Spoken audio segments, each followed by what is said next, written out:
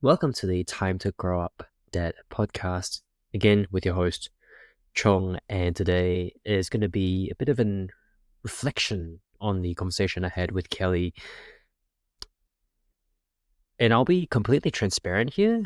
The main reason, or the first primary reason I invited Kelly to come onto the podcast, and she was obviously very open to do so, was to kind of chat a little bit about um, sort of how she and her partner is able to kind of maneuver around being a rainbow family. How do they find that in their own lives? And it's pretty cool to see that within their community and in their schools for the kids, there seems to actually be a lot more of these rainbow families, which I think it's pretty damn cool.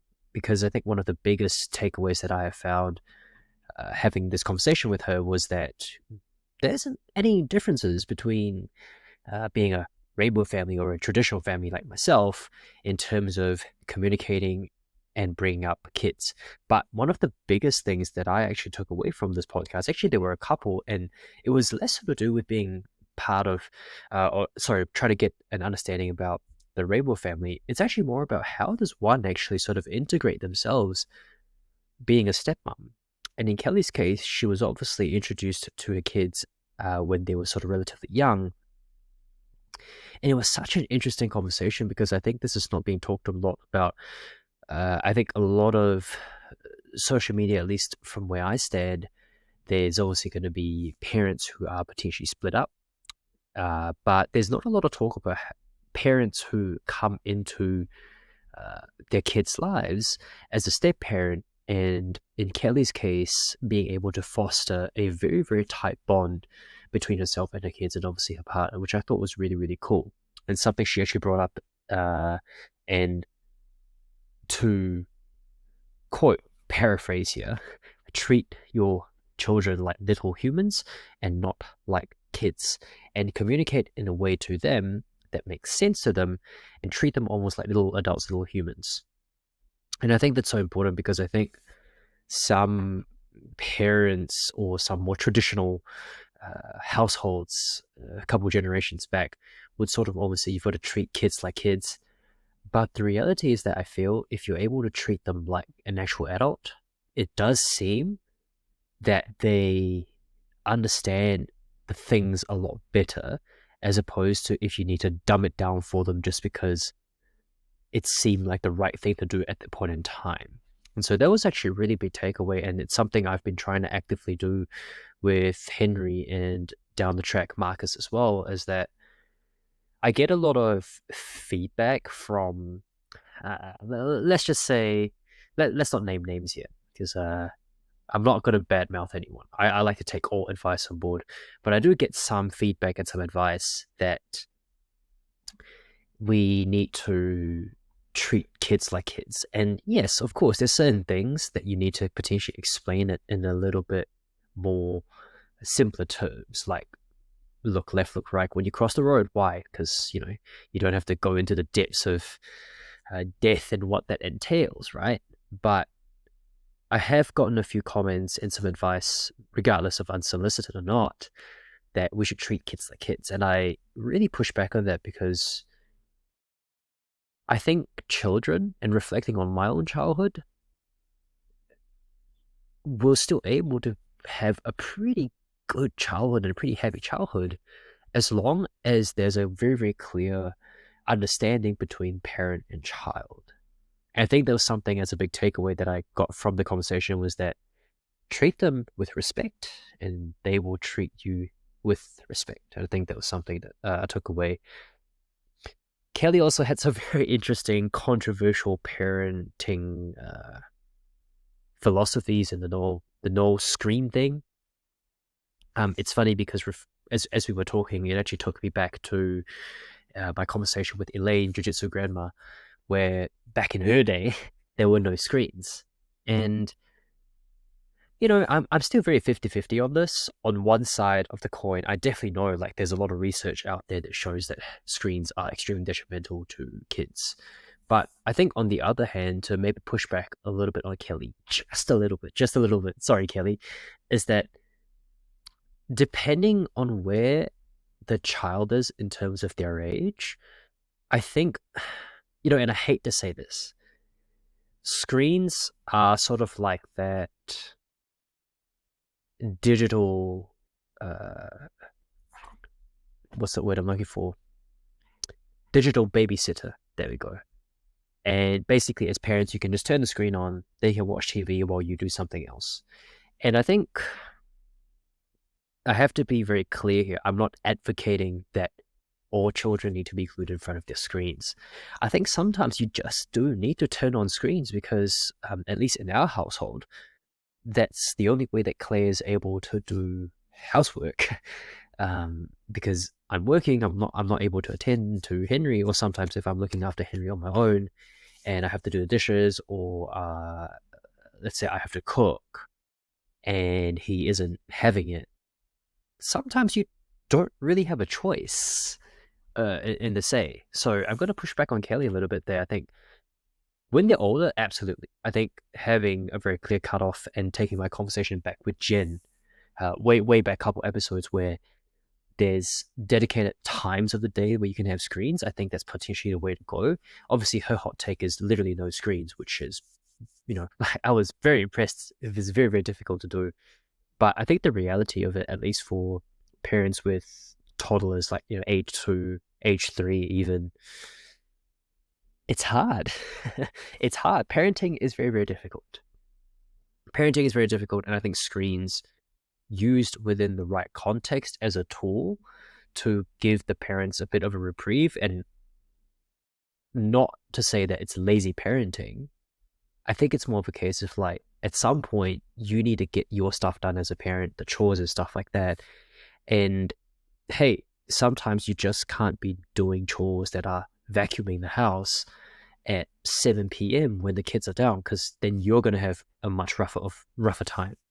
So that was a very interesting conversation to have. One thing that Kelly did bring up though, and I believe that Kelly used to work as a police, and I think her partner works as a police now, is that she doesn't actually do sleepovers as well. And in a sense where she obviously lets her kids go out and party and have fun with other kids, but there is a hard cutoff time that you have to come home by this insert X amount of time.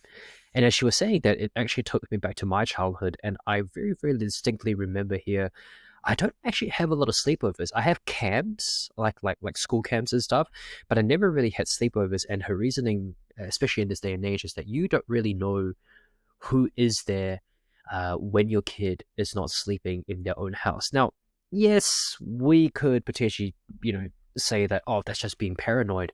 But coming from someone who has worked as a police and her partner being in the police force as well, it's things that they see that we don't see, and things that don't show up in the media, right? Kids getting sleepovers and bad things happen to them at sleepovers, regardless of what that could be, whether it's some type of assault, some type of bullying, whatever that might look like. And these things don't come up in media these days.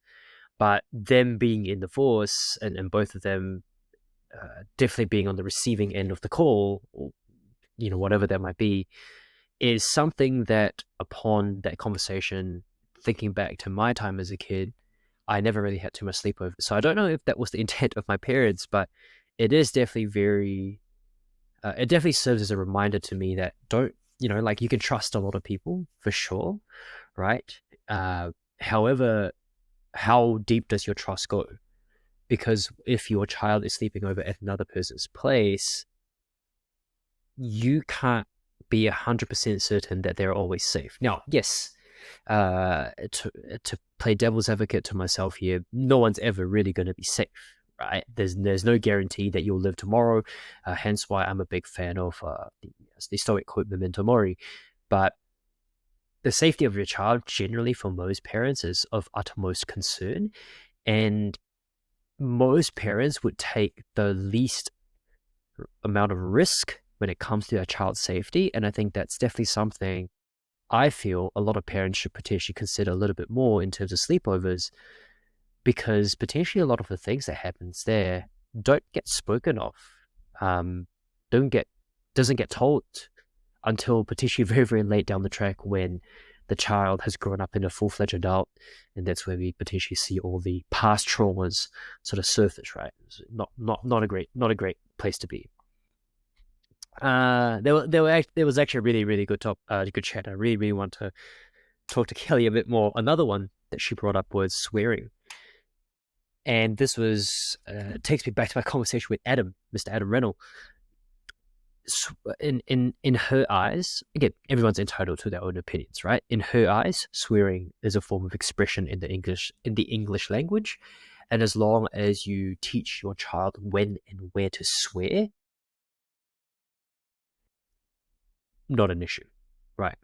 And some people who are listening to this who are very, I guess, conservative, potentially very traditional in the sense where you can't teach your kids to swear. At some point, they're going to swear. At some point, they'll come across what swear words are, and then what, right? Like, I mean, your job as a parent is to educate them, and at some point, they are going to be using swear words or curse words. And so, to Kelly's point, I think it's important to maybe acknowledge the fact that rather than shun them away or view swear words as something that is almost a sin, almost a taboo, I think it's just important to teach them when and where you can use it in the context. Because again, like it's a word, it's part of the English language, and within the right circumstances, I think I agree with her. We need to be aware on teaching them the right situations to use the right words, right? Because I am a very firm believer of using the right words to convey the right message. If you then here's probably something that maybe a lot of people don't agree on. If you have a very poor vocabulary, it's very hard for you to deliver what you want to truly say. But if you've got a very, very vast vocabulary in your arsenal, maybe because you enjoy learning the English language, or maybe, like just you got to that point, you're able to deliver a lot better of a message in a more succinct, in a lot more detail, and in a lot more clarity, in a lot clearer, not clarity. So that's probably what I'll like. There was so many smaller takeaways, but I think the conversation with Kelly was so refreshing to me because I actually sort of went into this conversation with a very one-track mind, hand to heart here, because I don't know a lot of personal friends of mine who are part of a rainbow family, and I really want to kind of understand. But it didn't really dawn on me until the conversation really sort of opened its doors that, hang on a minute, I haven't actually spoken to a parent who's actually a step-parent. And oh my God, like it's so eye-opening. And I wished that for future episodes, I approach these episodes with less of a one-track mind. Usually I send the guests some questions beforehand, but I'm almost more inclined to just let the conversation flow and go from there. Let me know what you guys think. Maybe I'm not doing this right. Let me know, but hope you enjoyed this episode, and we'll catch you in the next one. Something like that. We'll see you soon.